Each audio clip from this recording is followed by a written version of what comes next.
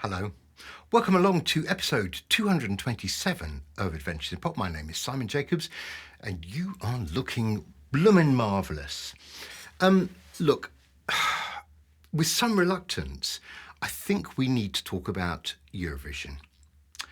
The Eurovision Song Contest happened on Saturday night, took all of BBC One's, evening schedule, went on for hours and hours and hours, as it always does, and eventually delivered a UK performance of coming 19th out of 24 or 26, whatever it was.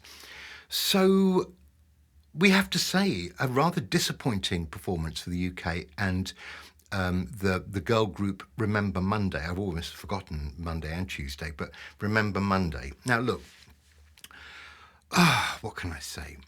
The winner was Austria, as I'm sure you know by now, a young guy called JJ, who I think was a co-writer of the song and performed this song in a kind of operatic soprano, very clear and very strong operatic soprano voice. And I guess that in itself is quite an impressive feat. I did watch pretty much the whole thing. That's why I'm looking a little bit tired than usual. I did watch the whole thing.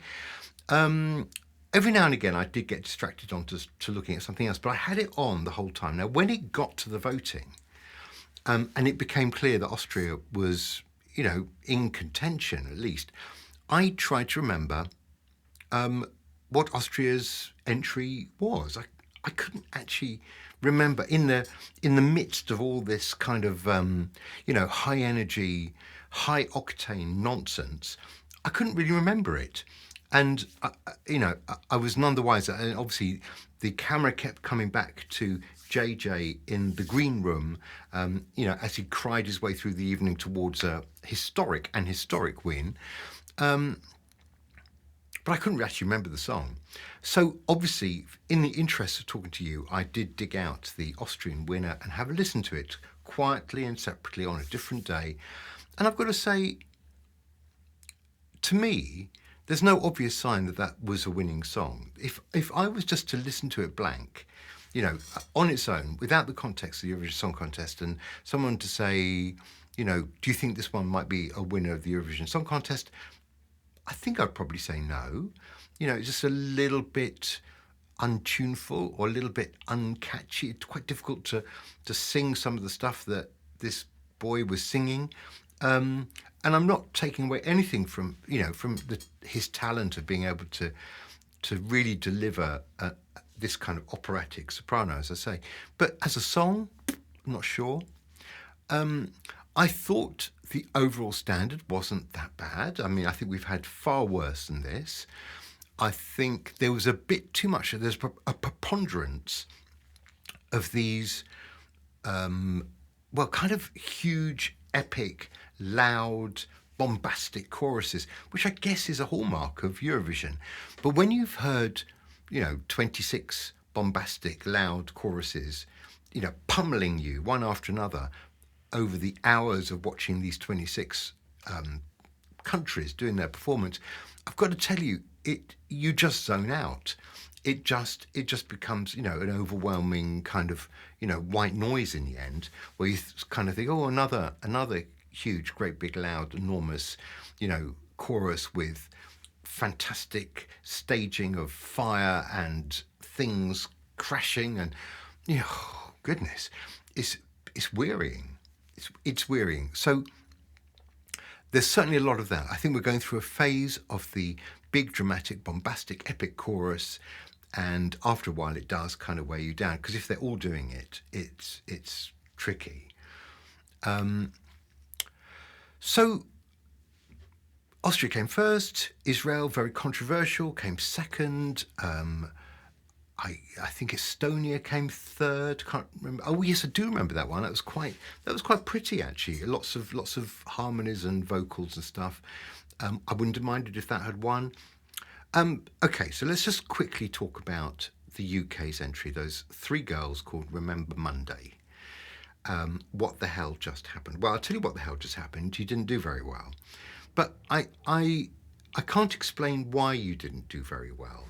And I do think there is an element of, you know, hostility, backlash to the United Kingdom across Europe that means that we're not going to do very well unless we have some kind of real breakout, you know, excellent track. And we did do 2 years ago with Spaceman. And you know that did do the business and came second, if you remember. And you know, quite possibly we can say that if there had not been a war of Russia invading Ukraine, then you know we might have had a historic win a couple of years ago. But we didn't. Let's be honest. We came second. That's not bad at all. But other than that, apparently for years and years and years we have failed to come anywhere higher than 15th. And obviously last Saturday was no exception. Came 19th. I think last year 18th. One of the features of this, which you'll be aware if you saw the show, is you go through this process of hearing the juries of each of the countries, not just the ones participating, but all the other countries who didn't participate as well, giving their votes, giving, you know, 1, 2, 3, 4, 5, 6, 7, 8, and then 10 to the second one, and 12, the important, iconic 12 points to the winning entry. And that's a jury has come up with that. A jury of people apparently sort of connected to the music business. The wise come up with their selection of what they think is the best Eurovision entry, and they can't obviously vote for themselves. And then in the meantime, alongside that, you have the public vote. And the public vote for any country they want to, again, except their own. And then that gets taken later in a kind of lump, in a total. So you get all these jury votes, and you end up halfway through the kind of voting process with an order on the you know big chart, and then along come these very strange public votes. And what it feels like to me is it's so random. So the first section where you're getting the jury's votes in might count for absolutely nothing. You know, you almost wonder. You know, you're being teed up to thinking, well, that one's the favourite, that one's the second favourite, that's the third favourite. You know, look, that's the order they're in, and then along come these public votes, cuts right across it, and you end up with a completely different winner that you didn't see coming at all, and it's bonkers. And in that public vote, this is where things got sticky for the United Kingdom.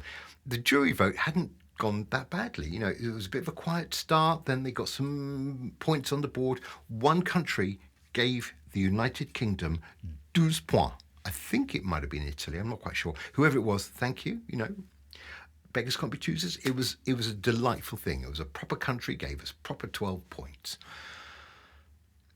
And then, as you will know if you watched it, when it came to the public vote, and they're going through it one by one in order, you know, from the bottom up towards the top to create the maximum kind of drama, Britain, and I think there was another country somewhere else along the way, maybe 2 other countries along the way, got 0 from the public. So having done quite well with the jury votes, and at one point flirting with, I don't know, the top 6 or 7 of the 24, 26 countries, 0 from the public vote basically finished the whole thing off and meant that, you know, UK was coming 19th. Now, it's just such an odd system. It's so difficult. It's so opaque. Yes, there's drama because it's unpredictable, but it feels so random. It feels random on so many levels. One is random in that what are people going to like? I've got no idea. People right across Europe with different tastes and different allegiances and different political opinions. You just can't account for all of it. I mean, some of it's predictable. We know we've always had a laugh about, you know, Cyprus giving Greece 12 and Greece giving Cyprus 12 or whatever, you know, whichever way around it is. Yes, we know about all that. And there is a bit of a tendency for the Eastern European countries to like the other Eastern European countries, and to some extent the Scandinavian countries to like the other Scandinavian countries. But that's always been the case. We should be able to, you know, overcome that, but obviously we can't. But it's random on that level in that I can't predict what it is that somebody's going to like across Europe.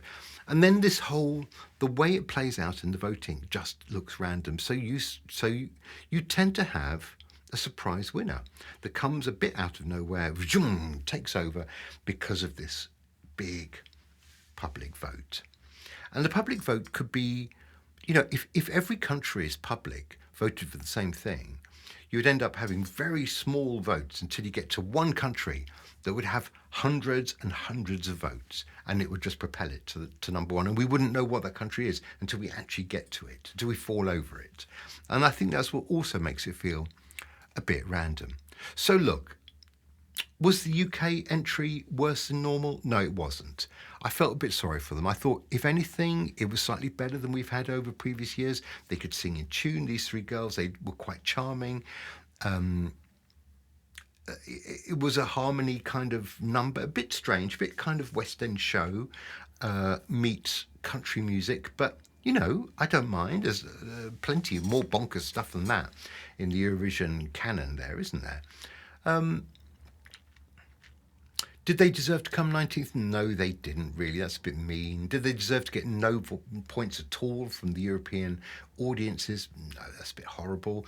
But, that's where I guess politics and allegiances and everything just plays their part, and there's not much we can do about it. Could we choose to not enter? Well, that would be a dumb thing to do. I mean, we are one of the big sponsors of the Eurovision Song Contest, which is why we can, guarantee that there is a UK entry every year in the final. Otherwise, that would be, awkward, wouldn't it? So look, I'm not against the Eurovision Song Contest. I remember watching it before it became the gayest thing ever. Now it's become pretty much the gayest thing on the planet. I don't mind that. It's fun. It makes me laugh. It upset some people. Some people were upset that the girls from UK were singing a song about enjoying a crazy night out where they can't remember much of what happened. Come on. Don't get on your moral high horse over the Eurovision Song Contest. It's just that, as usual, we didn't stand a hope in hell of actually winning or doing very well, or even getting onto the left-hand side of the board. I'd quite like that. Wouldn't that be nice? Just to be in the top 12 or something.